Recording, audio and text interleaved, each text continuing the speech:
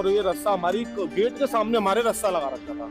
अब हमारे यहाँ किसी की एक दिन तबीयत खराब हुई, बुजुर्ग आदमी थे, उनको हम हॉस्पिटल ले जा रहे थे, निकलने नहीं दिया रस्से में।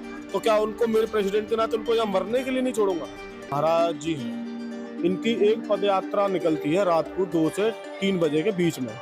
हमारी सोसाइटी बिल्कुल ऑन रोड है।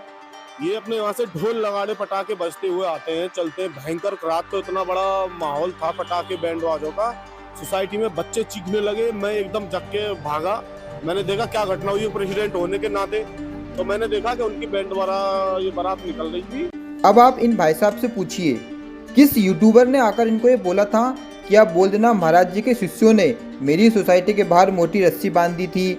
एक बुजुर्ग मेरी सोसाइटी में बीमार था, मैं उसको हॉस्पिटल ले जाना चाहता था, लेकिन इन्होंने रस्सी नहीं हटाई और मैं हॉस्पिटल नहीं ले जा पाया। किस यूट्यूबर ने आकर इनको ये बोला था कि पटाखे की आवाज़ से सोसाइटी के बच्चे डर गए थे, एकदम से मैं चौंक गया कि चिल्ला चोट कैसी हो रही है। इससे सभी लोग पीड़ित हैं। प्रॉपर ओनली 3 घंटे सो पाते हैं और मनुष्य पशु पक्षी और जीव भी नहीं सो पाते हैं। मतलब आतंकवाद सा हमको फील होता है।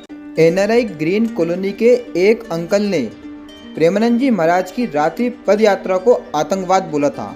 उसने बोला था यहाँ पर आकर सभी लोग उद्यम मचाते हैं। आप सब ने एनआरआई ग्रीन कॉलोनी के लोगों के बयान तो सुने होंगे। क्या आपको लगता है किसी यूट्यूबर ने आकर इनको ये सब सिखाया होगा कि आप प्रेमानंद जी महाराज का विरोध कीजिए, आप ये बोलिए? ऐसा तो बिल्कुल नहीं हुआ। लेकिन अब सवाल ये उठता है, ये अध्यक्ष ने प्रेमानंद जी महाराज से माफ़ी क्यों मांगी? और ये प्रेमानंद जी, आज लाखों लोग दुखी थे, आज लाखों लोगों की आंखों में आंसू थे। इन्होंने प्रेमानंद जी महाराज का दिल दुखाया था, जो समाज सुधार के लिए, लोगों को खुश करने के लिए, जो रात भर से जागकर उनके 5 सेकंड के दर्शन का इंतजार करते हैं। प्रेमानंद जी महाराज भले कितने ही कष्ट में हो, फिर भी वो पद यात्रा के लिए आते थे। इन्होंने हमारे ऐसे गुरु का दिल दुखाया है। विरोध के बाद से प्रेमानंद जी महाराज ने अपनी पद यात्रा का मार्ग ही बदल दिया। अब वो एनआरआई ग्रीन कॉलोनी के बाहर से नहीं निकलते हैं।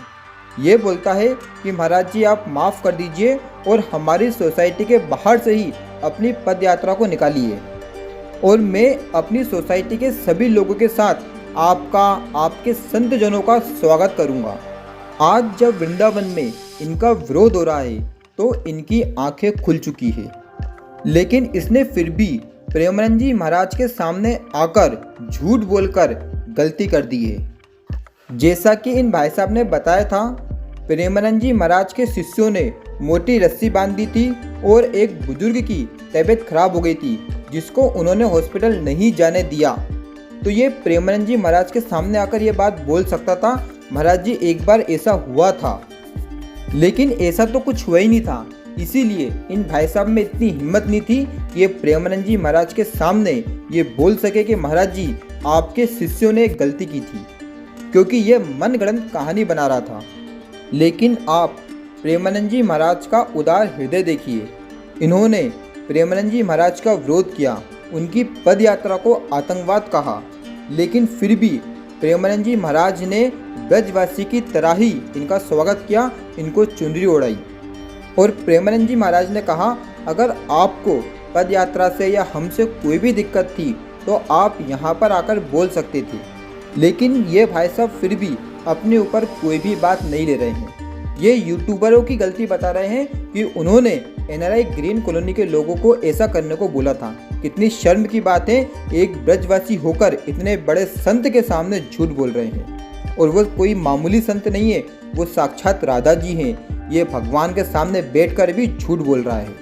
अगर इनको अपनी गलती का पश्चाताप है और ये समझ चुके हैं कि हाँ हमने गलती की है, हमने प्रेमानंद जी महाराज का और उनके लाखों श्रद्धालुओं का दिल दुखाया है, तो इनको अब प्रेमानंद जी महाराज से वापस से आग्रह करना चाहिए कि वे पहले जैसे ही अपनी पद यात्रा को शुरू करें, जैसे ढोल नगाड़े से निकलती थी। और अगर प्रेमानंद जी महाराज इनके आग्रह को स्वीकार न करें तो इन्हें भूख हड़ताल पर बैठ जाना चाहिए। यही इनकी सज़ा होना चाहिए कि जब तक प्रेमानंद जी महाराज अपनी पद यात्रा को शुरू नहीं करेंगे तब तक हम अन्न का एक भी दाना नहीं पाएंगे, हम पानी नहीं पिएंगे। सबसे पहले प्रेमानंद जी महाराज की पदयात्रा निकलेगी, उसके बाद ही हम कुछ खाएंगे, तब जाकर इनका पश्चाताप माना जाएगा। जय श्री राधे, राधा वल्लभ श्री हरिवंश।